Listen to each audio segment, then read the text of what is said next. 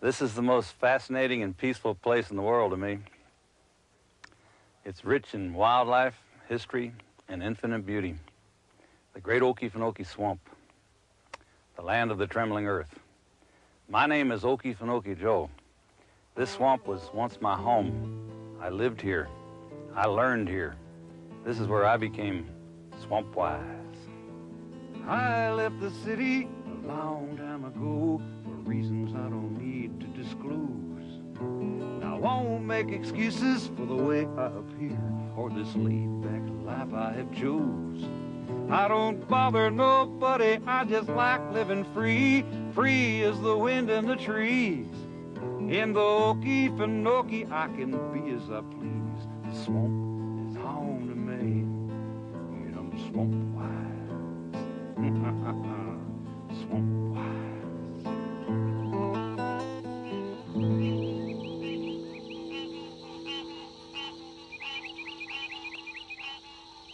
The Okefenokee Swamp nestles in a teardrop-shaped depression in deep southern Georgia. Its 700 square miles are a patchwork quilt of habitats for plants, birds, and animals. Open prairies, pine-covered islands, cypress bays, and sparkling lakes. It's beautiful, sensuous, and solitary, a refuge for wildlife and for man. This rare and special place was once my home. I have some secrets to share and some friends to introduce as we track the path of the seasons through the land of the trembling earth.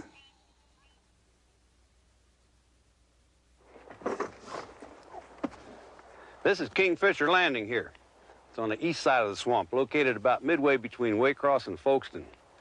Through the swamp, it's 31 miles to Fargo, to the west side. It take about 3 days paddling the canoe, especially against the wind. But it's 3 days of the most beautiful country you ever seen in your life.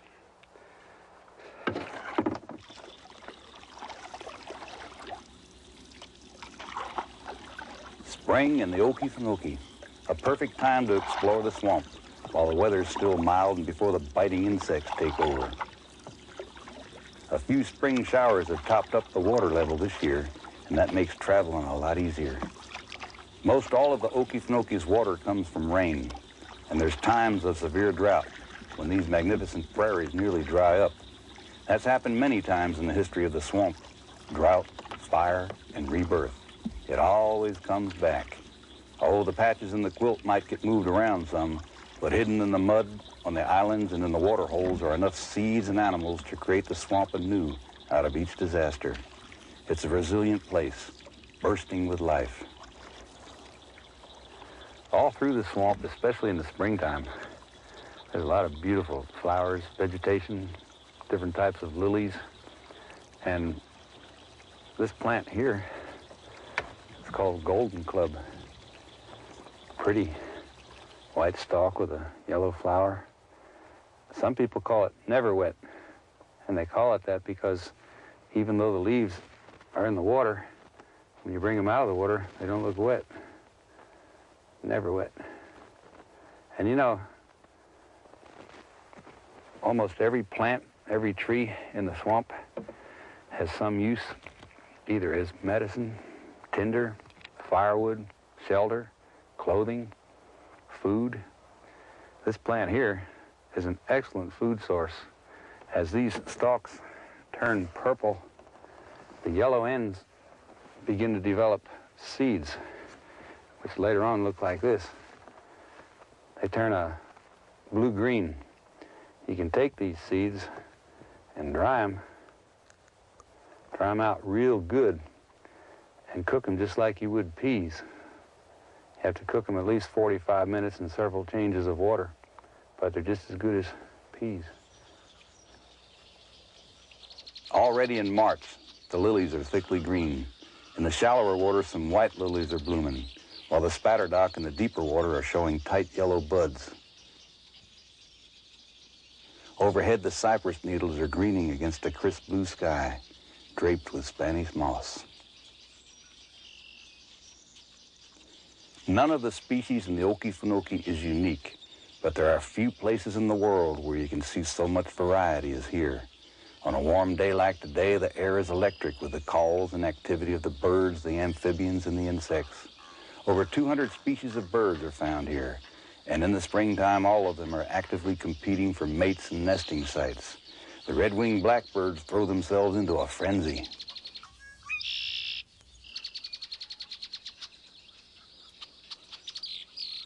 Flashes of yellow dart from the thickets to grab bonnet worms. The prothonotary warblers are back from Central America, where they spent the winter. Clouds of ibis and egrets rise up as you pass. It's hard to believe that the egrets were nearly extinct in the 1930s.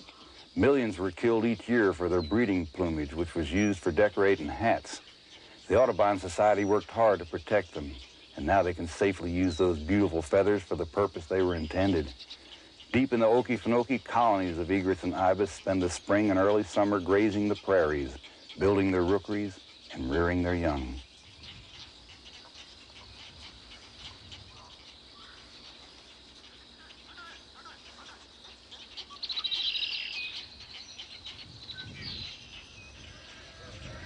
Endangered wood storks also find the Okefenokee a haven for nesting, raising their precious chicks in busy colonies among the cypress trees.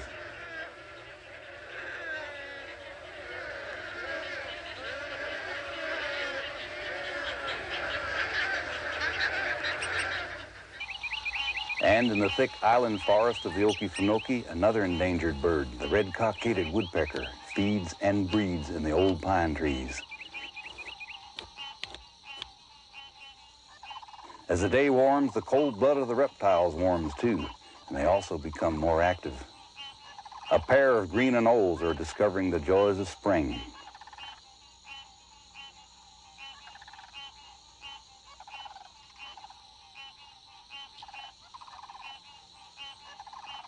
Some people mistakenly call them chameleons because they can change color and match their surroundings. I suppose it's only natural for people to assume that the Okefenokee is full of snakes. Well, there's not many snakes at all. Snakes can't tolerate the dampness. There are a few snakes that do live in the swamp, like water snakes and cottonmouths, but most species live on higher ground around the edges of the Okefenokee or on the islands in the interior. A few of them are dangerous, like the eastern diamondback rattlesnake. But the only real danger with a poisonous snake is if we go after it or if we happen to step on or near it by mistake. This one is a typical eastern diamondback rattlesnake. Typical because it's just minding its own business. You can travel right through the Okefenokee and not see a single snake, but you're bound to see gators. Spring is when they emerge from their winter dens to practice basking. It sure takes a lot of practice. They're fascinating creatures. It's not surprising so many myths have grown up about them, but the facts are just as interesting as the myths. Gators probably live about 50 years on average in the wild. Considering their brains are only the size of a poker chip, they've always seemed pretty smart to me. Their best sense seems to be their hearing, but they also detect their prey by sight and smell, and with special sensory receptors on the sides of their jaws. They have 70 to 80 teeth with built-in replacements, which they use to crunch their food rather than chew it. The closing power of those jaws is tremendous, but the opening power is weak. The average man could keep a gator's mouth closed one-handed, but don't ever try it. That's not Swampwise. We'll see plenty of gators as we go through the swamp. This early in the spring, they're pretty lethargic, but in a few weeks, as the weather warms, the swamp will echo with gator bellows. Like the egrets, the gators have made an amazing comeback from near extinction. For over 100 years, they were hunted for their hides and their meat until they became a protected animal in 1973. Now they're once again abundant in the Okefenokee, the land of the trembling earth.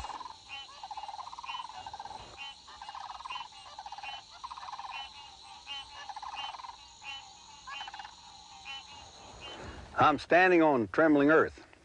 It may look like solid ground, but it's not, and it can fool you.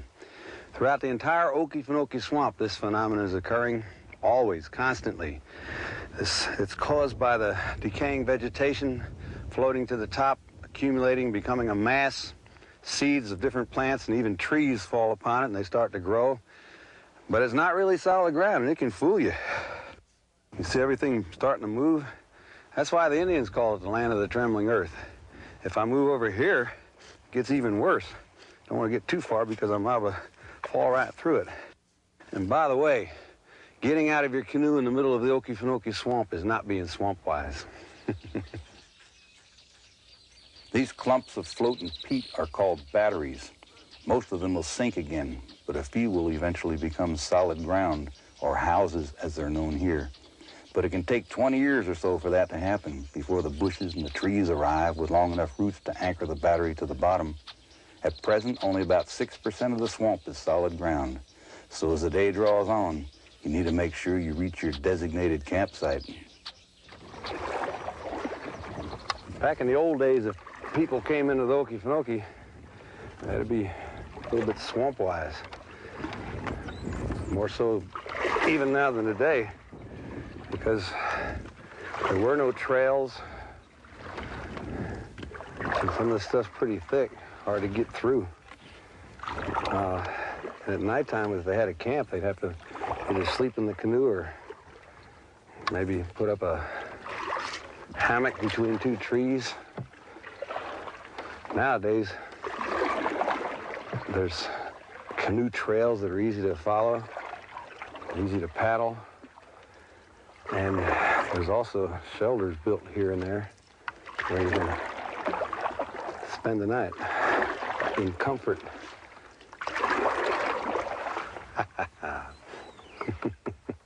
Home at last.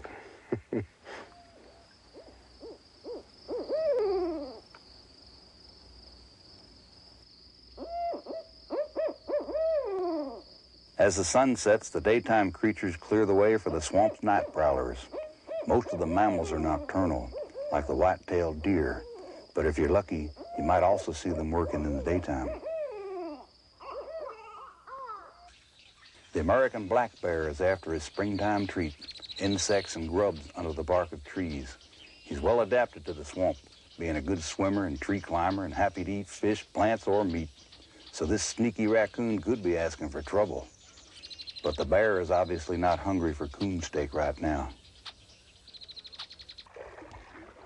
Early mornings in the prairies can be a time of magic, with the mist blanketing the swamp irises and lilies. Time to move on again.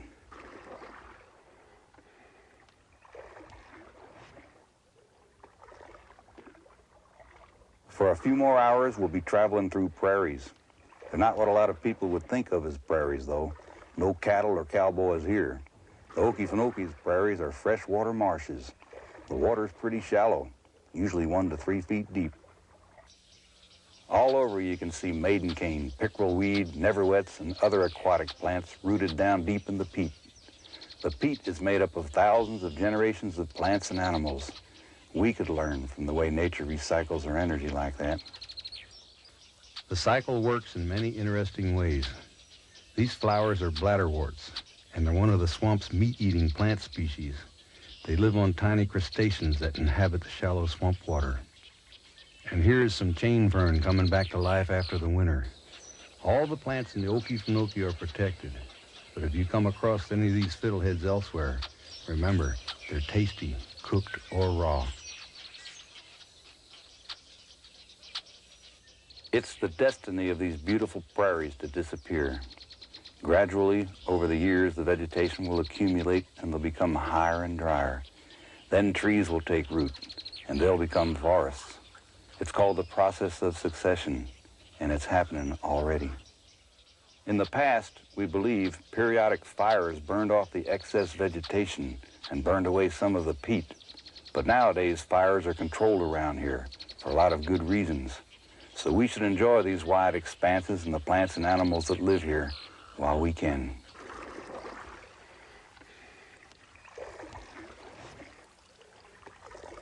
As we go west, the scenery changes.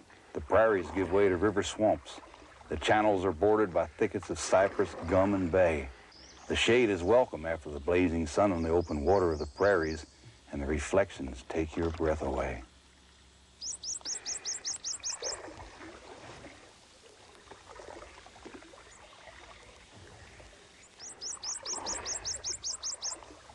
There's a tremendous amount of reflectivity in the water here in the swamp. It's like a mirror. That's because of the tea color And the water is colored like tea because of the decaying vegetation. It's so acidic that there are very, very few harmful organisms or bacteria that can live in it. As a matter of fact, even in this day and time, with all the pollution in the world, the water here in the Okefenokee is still pure enough to drink. Don't even have to boil it.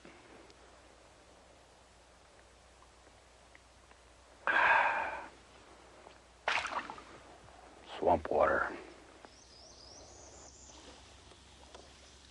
The Okefenokee used to be filled with soaring cypress trees, but now only a few old giants remain. The rest were logged out from about 1890 through the first half of this century. The swamp was alive with logging activity then. A canal was dug into the Okefenokee, and later, 500 miles of railroad snaked through the swamp to carry out the cypress that had towered over the Okefenokee for thousands of years. They're interesting trees in a lot of ways. For a start, they're deciduous evergreens. They drop their needles each fall. In the spring, they're especially beautiful as new needles gradually green up and thicken. Cypress are specially adapted to swamp life. The wood is very resistant to decay. That's why everyone wanted to timber. Cypress roots span out a long way, and the bases of the trees are swollen, which holds them safe in the damp peat even in high winds. And they're even adapted against too much fire damage. The cypress canopy is way up high and thin, which makes it hard for fire to take hold. As for the Cypress Knees, which you see all over the Okefenokee, nobody really knows what they're for. Some scientists think they help to stabilize the tree or to give it oxygen, and others say the knees are just growth. In these river swamp areas, you find some different plants than in the prairies. They all have interesting tales to tell. There's a lot of tie-tie, some with last year's yellow sea pods still dangling, and climbing heath, which lives only on cypress, growing straight up underneath the bark of a tree without harming it. There's other members of the heath family too, especially the dense hoorah bush, which is almost impenetrable. Some plants have pretty unique uses. This is what we call poor man's soap. Just take a few leaves like this, wet them a little bit,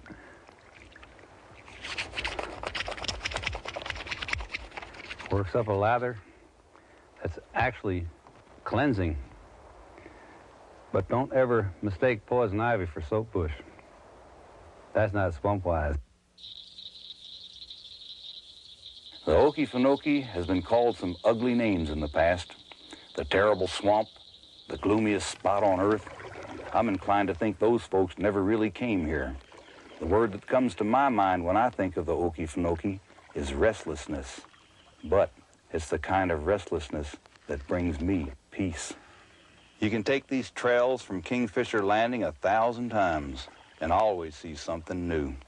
Always gain a new understanding of how all the plants and animals interact and sustain each other. How precious each one is. The intricate web of life here in the Okefenokee is strong and adaptable, but it's also very vulnerable to abuse by humankind. Every plant and every creature here deserves our respect, even those we may not like so much, such as the mosquitoes, the yellow flies, the snakes. They all have a job to do.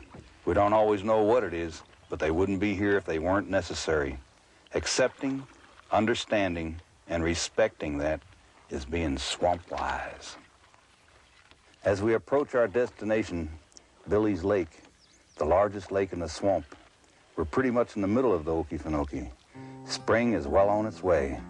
The Okefenokee is looking ahead to the summer, and so am I. Summer days are so long and hot, sweat dripping off my brow. You think I'd be complaining, but no, I'm not. It wouldn't do no good anyhow. Summer's just doing what it's supposed to do. Like all God's creatures, I'm just passing through. And I love summer when the world is green under the sky blue. And I love to listen to the songbirds sing, the frogs and the crickets too. I love the color of a summer deer, the sounds in the forest as evening's drawing near. Summertime, summertime, feels so fine, and I love summertime.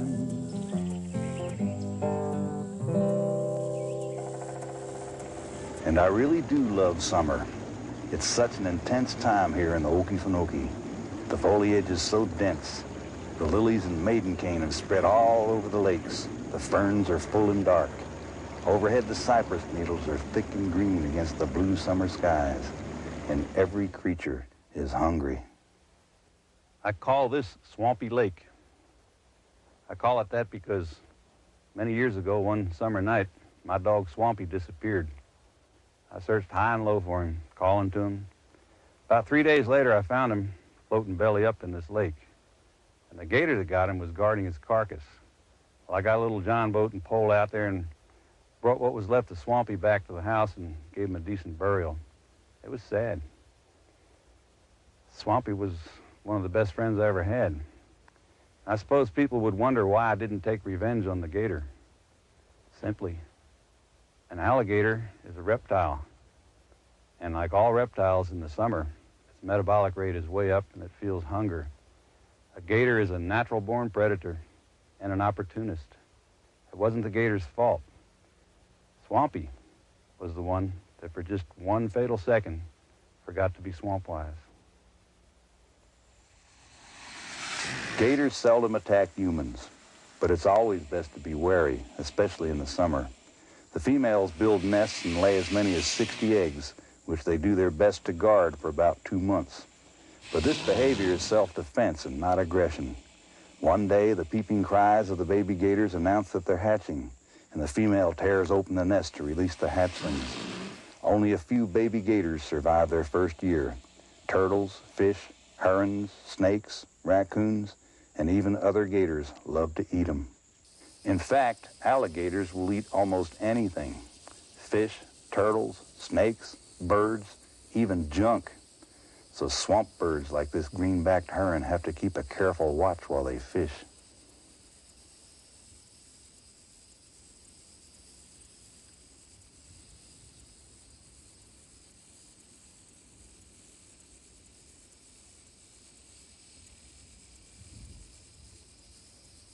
The stately great blue heron is another solitary feeder that has to be alert while he looks for fish, frogs, and snakes. At around 3 feet tall with a 70-inch wingspan, the great blue is second in size only to the sandhill crane in the Okefenokee. But it still needs to be wary. These abundant white ibises appear to be a little more relaxed as they forage for fish, grasshoppers, and frogs. There's some safety in numbers, but no wild creature relies on that alone. Sandhill cranes, moving Groucho Marx style, feed on the open prairie, tall enough to see any approaching danger.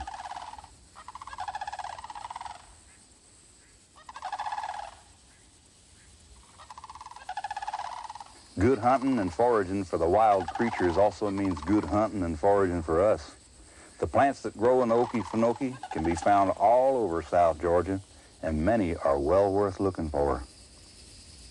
The swamp is not only a huge supermarket with plenty of food, it's also like a shopping mall.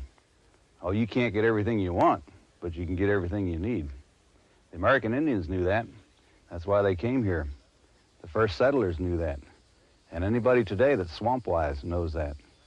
My good friend John Street and myself, he's better known as Woods Walker, we're camped here, and we're cooking our meat. And while John's out gathering some food that we're going to eat later on, I'm going to show you around the camp. Joe, I saw some great berries down here. I'm going to go ahead and get a start on our lunch. Good. See you later. Any good woodsman knows that the fire can be one of your best friends. You can cook with it. You can flavor your meat with it, with the smoke. You can keep warm, and it even helps keep the insects away. And even though this is a dry time of year in the Okefenokee, a nice shelter is a good thing to have.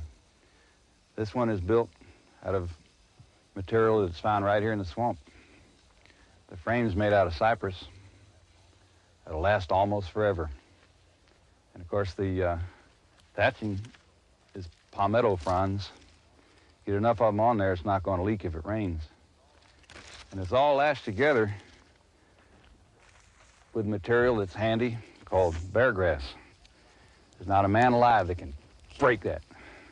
It'll last for a long time, too. You know, most people would walk right by a patch like this and not really notice that there's a lot of things here to eat and that people could use. It's like we were talking before. I want to start at the lowest part here. All grass and all grass seeds are good to eat, but there's no grass seed there right now, and this grass is a little bit tough. These bracken ferns, their fiddleheads are good to eat, but the adult plant is poisonous, so you wouldn't want to try to eat it. And gosh, look at these blueberries. Now this is really what we want to look at this time of year, and it'll make a great lunch for us, along with that venison. There's some other things too. If I get dry while I'm walking, I can eat these grapevine tendrils.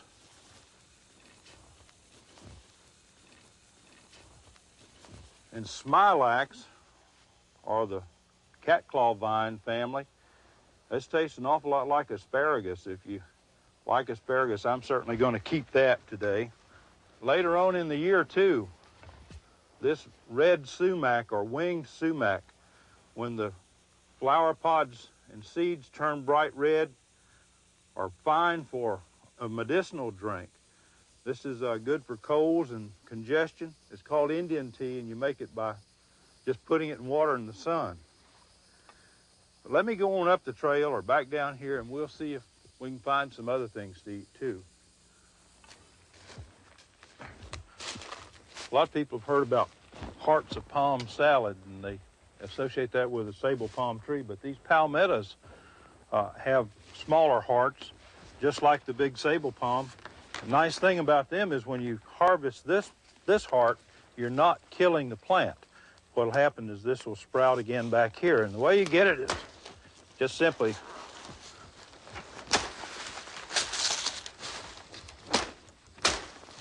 chop out the heart of the plant,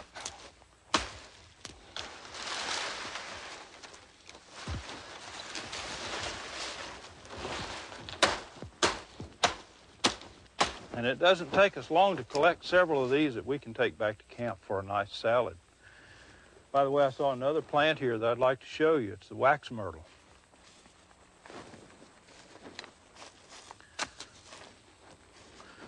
This plant is a natural insect repellent, and the way you use it is to simply pull the leaves off, strip them off like this, crush them, and then rub them over your exposed areas of your body.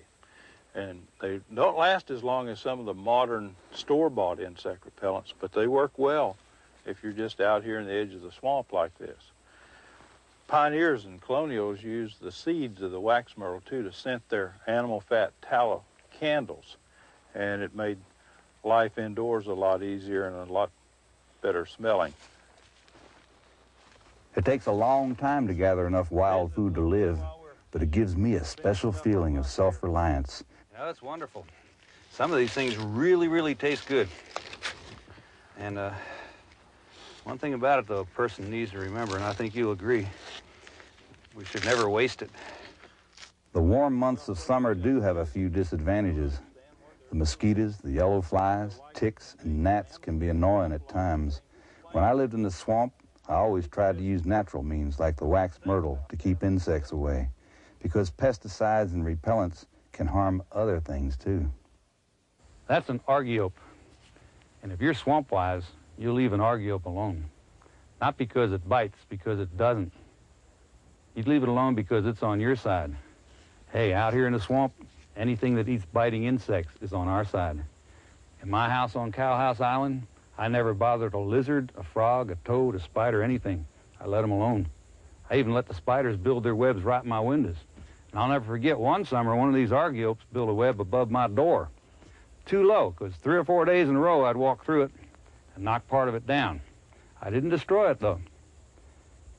Believe it or not, the spider showed some form of intelligence, because after 3 or 4 days of me knocking that part of its web down, it ceased to build its web that low.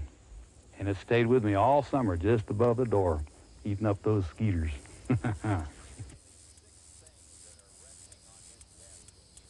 Spiders help control insects, even the black widow.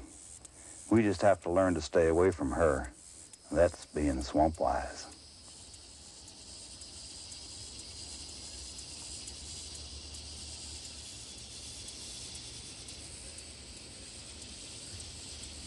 These creatures may look scary, but they're really our friends. Dragonflies eat yellow flies, mosquitoes, and other insects, and can fly up to 20 miles an hour.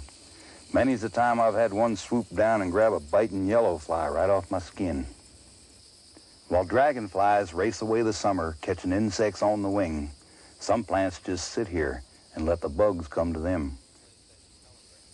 The pitcher plants lure their prey with nectar, then trap them inside with hoods and hairs. In the summertime like this, it becomes more obvious that there's an abundance of reptile and amphibian life here in the Okefenokee. There's 32 different species of snakes that become very active in the summer. 21 different kinds of frogs, 3 toads, 11 lizards, 14 turtles, and so on. And when I first moved here, each week I'd capture a different type of frog and put it in an aquarium, sometimes 3 or 4 of the same species. And after they got used to being in the aquarium for a day or so, at nighttime they'd start to make their calls. And I'd listen to their songs and I'd try to learn how to identify them just by their sound. This one in my hands right here, this is not a frog, it's a eastern spadefoot toad. Easy to identify because unlike other toads, it doesn't have a lot of warts on its body. It's got a smooth skin. Its eye, the pupil, is vertically elliptical. Most toads and most frogs have got big round eyes. And it's called a spadefoot toad because on its both of its hind feet is a little tiny piece there. You see that black? That's his spade. He digs holes with that. Neat little critter. It's not always easy to distinguish frog and toad species by sight because their colors may vary with their habitat, and some of their clearest markings are underneath. But their calls are as varied and distinct as our faces. The narrow-mouthed toad sounds like a sheep. This one's called a squirrel tree frog.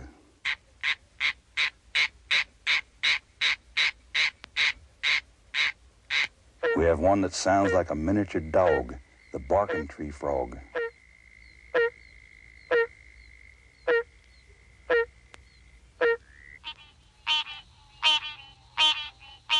The green tree frog sounds to me like a rusty gate. And this one's called the bird-voiced tree frog. As the days cool towards autumn, the songs of the swamp fade away. The young creatures who've survived the summer are becoming more independent. The vegetation turns to a rainbow of amber, copper, and gold. Everything's changing. I can feel it too. And an old familiar feeling is coming over me. September rain, you took me by surprise. It's you again. Another year's gone by, and here am I. Your touch brings such restlessness in me I can't explain. September rain, September rain, September rain.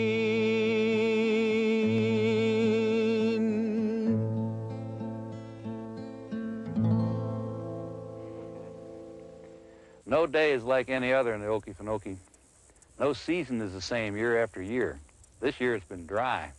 The Cypress Knees and the roots are exposed, In times like these, a lot of wild animals seek refuge in what we call gator holes, like this one here. The fish, the frogs, the turtles, aquatic animals, aquatic plants, even birds come here for water. Of course, it also becomes a ready-made shopping center for the gator.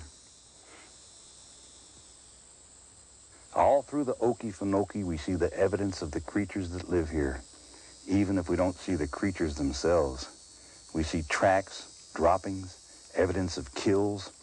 We see holes where raccoons, possums, or armadillos have been digging for food.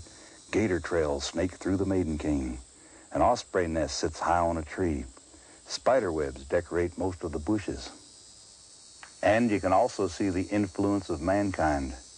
There are the major changes we made, such as the logging of the cypress forests and the Swanee Canal, which was built a century ago in a failed attempt to drain the swamp. But there are also more subtle effects to notice, which are really interesting. Man has enjoyed and appreciated the sights and the fruits of this beautiful area for some 5,000 years. Relics of Indian settlements have been found all around the swamp and on the islands in the interior, like this old burial mound here on Billy's Island. Those ancient people were partly responsible for what we see here today. They very often used fire as a hunting technique, and they used fire to control the undergrowth so that their favorite plants would grow better.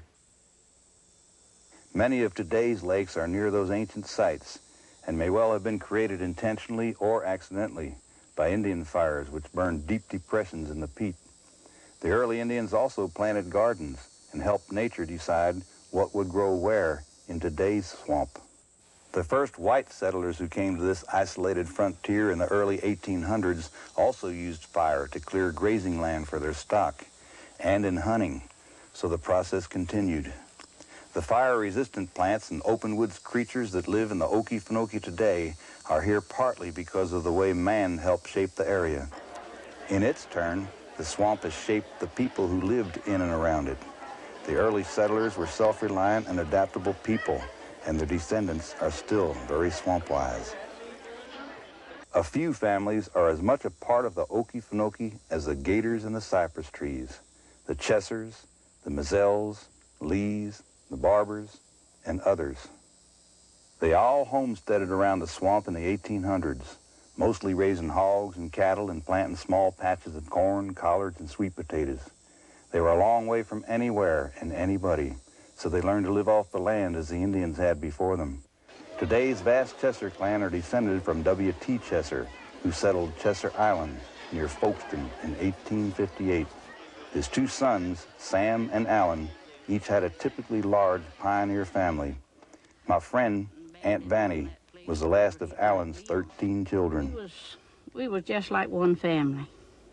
Uncle Sam lived up here. He had the grits mill up here. My daddy lived over there. We had the cane mill and the syrup boiler, and we done all the cooking of the syrup over there, scalding of the cleaning of the hogs, and over here we ground grits. And what one of them had, the other one had. If Uncle Sam got to go hunting, he'd kill enough for my daddy to have some. If my daddy went hunting, he'd kill enough to give to Uncle Sam. So we just passed it back and two, and we lived like one family. Life for the Chessers was relatively comfortable. The children all had their daily chores, but they did get an education in a little one-room schoolhouse 2 miles away. And the good hunting in the swamp attracted frequent visitors. For Johnny Heacox, childhood is not such a carefree memory. I was born in this little old sawmill shanty, and it just had 2 rooms, and it was built out of rough lumber, a lot of cracks in it. And I had a fireplace, though, for heat. I was the oldest boy and everything, and I had to stay home and help farm. And my mother, usually she had a special wash day, and I was always have to stay there because our water wasn't running water back then. We had to draw it up out of a well with a bucket, and she had to have wash water drawn, and I was her water boy there. And I'm about as much as I ever went to school was in 1 year. I think a record showed where I went 54 days in 1 year. Whatever their backgrounds, the old-time swampers learned how to live off the land, using the plants and creatures for food and for medicine, since doctors were in short supply. Alice Steedley is the daughter of Hamp Mazzell, one of the pivotal figures of the Okefenokee during his life. The sassafras bush, they took the root of it and made a tea. It would break out measles. And then cherry bark tea was good for yellow jaundice. You hear people got hepatitis, yellow jaundice. And that would cure the yellow jaundice. And then a cold catnip tea and a little bush called yarrow. And they are several herbal trees in the Okefenokee Swamp that are good for our health. Now, they had some curious ideas about things that would cure off warts and moles, but sometimes it has worked and sometimes it hasn't. I had one on my face one time, and they would say if you'd pick up an old cow bone or a bone of an animal in the woods and put it right back down, touch the wart, and put it right back down, well, that was an act of faith, believing. I'd say we got to have faith, and the wart did go off, and which I was very tickled because it was on my face. Usually when one of the kids got sick, they sent after grandmother, and she always had a lot of remedies that and I remember I got bit by a pygmy rattler one time when I was 6, 7 years old, and they went and got grandma, and she brought some home remedies in and soaked my feet and put poultices on my foot where I was bit, and it was swelled up pretty bad, turned dark, but it finally dried up. I know one thing she used was dried beef gall. That was when they'd butcher a cow on the liver, they'd take the gall off, they'd hang it up in a peach tree or something around the house there to let it dry, and then after it dried down good, well, then they punctured that and poured it in a bottle. And that's it. It would draw real good. It would draw out the poison and all. And now this old toad that we have here, I can remember one of my foster sisters, after my mother died, some people adopted me. One of my foster sisters had typhoid fever, and they would then give her up. And they got these toads, and they would just split them open and tie them around her neck, make poultices, and they would draw that out. The frogs would turn green nearly, and they brought her out of it. The doctor done give her up. When the doctor seen her again, he said, well, I wasn't to give a nickel for her the last time I seen her, but said, miracles happen. My old friend Johnny Hickox has taught me a lot about the Okefenokee and the plants and creatures that live here. He's been a guide in the Okefenokee most of his life, watching the changing of the seasons and the years. He's the one that showed me how useful the lilies and all the other plants are. He's helped me to become Swampwise. These bonnet lilies that are so common in the Okefenokee are really unique. They offer shelter for many of the small animals like little frogs, baby gators, small fish, crawfish, all kinds of insects. And as far as humans are concerned, they're called bonnet lilies. One reason is because not only do they look like a bonnet, but some of them, when they grow large enough, they can actually be used for a bonnet. In the old days, they would actually pin it together like that and put it on their head. It's also unique in the fact that we can eat parts of it. The roots, for example, some people call them gator taters. Of course, sometimes you have to boil those roots in 3 or 4 different boilings before they taste okay, but they're edible. And the seeds and the flowers are edible. And another unique thing about these plants is the fact that if you're out in the swamp and you run out of bait, or even if you don't take any bait to fish with, you can find your bait right here in these bonnets. It's an animal called a bonnet worm. They're easy to pick out. I mean, it's easy to find which kind of leaf to find a bonnet worm in. You look for the sign. Like this one here has nothing in it. But this one here, you can see the tracks where the worm has been eating. You can see the waste that it left behind, and you know there's a worm in that one. You just pull it out, you break it open, and there's your worm. There's your fish bait. And moormouth perch love these things. It's true that man can find everything he needs in the forest. If you've got an earache, all you need to do is find some yarrow. If you need some vitamin A, just boil up some young pine needles. If you're looking for vitamin C, cook up some dandelion leaves. If you got a headache, find yourself a willow tree. The inner bark and the leaves of most of our willow trees have got the same properties that modern-day aspirin has. Just get the inner bark like that and it helps. Throughout the year, the residents of the swamp can find whatever they need. As the leaves begin to fall and the plants begin to die back, there's still plenty for everyone who needs it. Berry crop follows berry crop.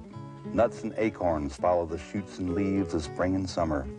For some creatures, eating now becomes an obsession as they fatten up for winter. Mist on the water in the chill of the morning. Long days of summer are gone. December has come to the Okefenokee. The winter time truce is now on.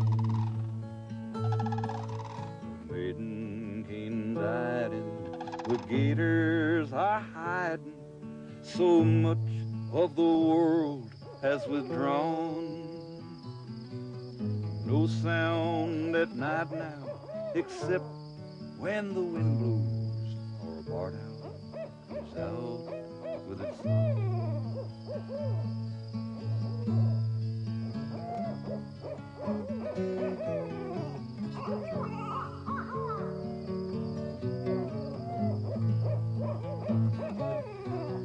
Smoke in my chimney, the sweet smell of freedom blends with the crisp evening air. The deer are all dressed in their gray winter coats now. The bucks without antlers look bare. High in the sky, in the bowed limbs of cypress, the Spanish moss hangs so forlorn. The wintertime truce will prevail in the swampland till spring, when all things are reborn.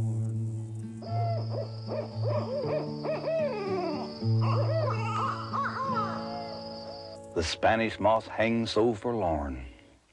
In winter, this fascinating plant really comes into its own, unobscured by foliage. Many people think it's a parasite hurting the trees it covers, but it's not.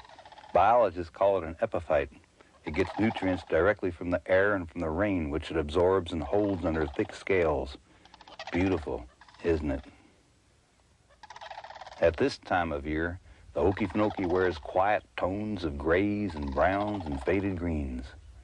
It's the season of the wintertime truce. The bears are holed up in their dens, where the females will give birth to their cubs. Except on warm days, the gators are submerged in their holes, their metabolism ticking over so slowly that they can stay underwater for many hours. Most of the cold-blooded creatures are hidden away, safe from everything but a hard freeze. But they're only dormant, not truly hibernating.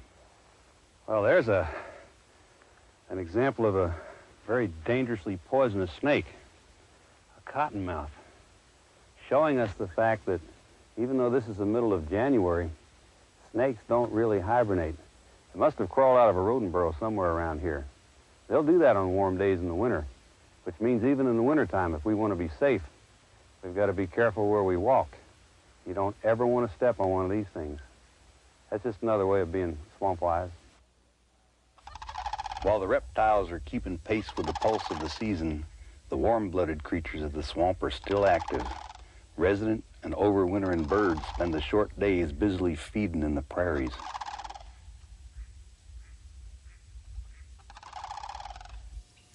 In the forest, a pileated woodpecker hunts for insects under the bark. For small animals, winter is a time to play, while most of their major predators are sleeping. The only large predator still on the prowl in the swamp at this time of year is the bobcat, an animal especially dear to my heart. One winter, I had the opportunity to raise a bobcat. His name was Streak. And twice a day, that cat and I would come out in these woods right here. Spent an hour each time. Streak was learning how to be a cat, and I was learning about the woods. And I had a pact with the cat. I told that cat, I said, Streak, you have got 750 square miles of wilderness out here. The Okefenokee Swamp. It belongs to you, and you belong to it. If you ever want to be a real bobcat, you just go on out there and do it. He made a lot of mistakes. A lot of times when he first started climbing trees, he couldn't get back down. I had to go up and get him, even though he's a wild cat. Anyhow, the day came when Streak decided he wanted to be a bobcat. And he did. He left. I haven't seen him since. He's out here in these woods somewhere right now. He may have made a lot of mistakes while he was growing up, but you can bet he's swamp-wise now. There are so many ways of being swamp-wise. Knowing about the creatures and the plants that live here, respecting them for the role they play in nature, learning how to look after yourself in the wilderness. But one of the most vital ways to be swamp-wise is realizing why the Okefenokee is important in the big picture. Those of us lucky enough to visit the sparkling prairies or the peaceful cypress lagoons can't fail to appreciate the natural beauty here that refreshes the mind and spirit. But the Okefenokee has significance and impact beyond our individual needs or those of any one creature or plant here. Only in recent years are we realizing the full value of our wetlands. Too late to save over 50% of those that were here when the first Europeans arrived. Our wetlands not only give us water, but they filter it naturally, without chemicals or machinery. Not only do they provide sanctuaries for wildlife, plants, and us, but they also help the planet by producing oxygen and nitrogen and methane, which protects against ultraviolet radiation. But our beautiful Okefenokee wetland may be hard to preserve. Aunt Vanny and Johnny Hecox remember a much different Okefenokee in their young days. There only every once in a while there'd be just some little small clusters of bushes, and we call them houses. And every once in a while there might be a little place maybe as big as from here to the fence there that it would be a patch of maiden cane, and the rest of it was just clear water with water lilies on it. We called them bonnets. And you could look across it like that and see for miles and miles across there, and it was beautiful. And now then, there's so many bushes and maiden cane and stuff growed up out there until it looks just like a marsh instead of a prairie. You would see more bird life. I mean, more water's out there, more bird life you'll have out there. You'd see a lot of cranes, egrets, and herons, wood storks, white ibis. And you would see them in big flocks. I've had them to get up. I'd be poling the boat along and happen to bump the boat and make some noise, and they would fly up and just about make a cloud over you. And ducks, they was used to, back when I was a boy, there was ducks all over that swamp. The Okefenokee is growing up. The lakes are filling in with vegetation. The prairies are giving way to forest. In time, the Okefenokee may be swamp in name only. How much can and should man intervene in the natural processes of the Okefenokee? In 1937, the Okefenokee Swamp was designated a wildlife refuge. In 1974, it became a wilderness area. Today, it's the second largest east of the Mississippi River. Its future is in the hands of the U.S. Fish and Wildlife Service. This is a national wildlife refuge, and our prime objective is to provide habitat for waterfowl and other native wildlife species, with a special emphasis on those species that are endangered. Ron Fernetten has worked in the Okefenokee for 15 years. For certain wildlife species, it would be better if we could keep it the way it is now. For others, it may be better to allow it to go on to another stage. If we decide that we want to keep it the way it is now, we need to decide whether we have the technical ability to do that. We know that probably one of our greatest tools would be fire. We don't know for sure what effects that the fire that we could use would have in maintaining the swamp at its present state of succession. It's just like a flower garden out in places out there. A lot of flowers, blooms out there, a lot of plant life. It's just a beautiful place, and it's a place where you can go and get away from everybody and everything just about it. So it's really been something great for me. It's one of the wonder spots of the world to me. It means love. It'll always be an indwelling memory that I don't think anyone can take out of me. We can only hope that this rare and special place will not only live on in our memories. Generations of plants, creatures, and people have drawn sustenance from the Okefenokee. Our lives are all intertwined. We're part of the same web, spun by the guiding hand of nature. The most important thing to understand about being Swampwise is that no one person knows it all. True swamp wisdom is learning and appreciating more every day. Well, another year's going by. You can feel the change coming on. You can feel it in the wind. It feels like something's about to happen. Something's about to change. And it is. Spring is coming to the swamp again. Listen to the music of the Carolina wren. Don't you hear a difference in the way that he sings? Silver buds in the longleaf pine. Everywhere you look, there's a telltale sign. You can see it, you can hear it, you can feel it in the wind. It's coming back like a long-lost friend. It's the age-old message that the warm winds bring. Spring is coming to the swamp again. Spring is coming, you can see it everywhere. You can feel it, you can hear it, you can smell it in the air. And I haven't been this happy since I don't know when. Spring is coming to the swamp again. I haven't been this happy since I don't know when.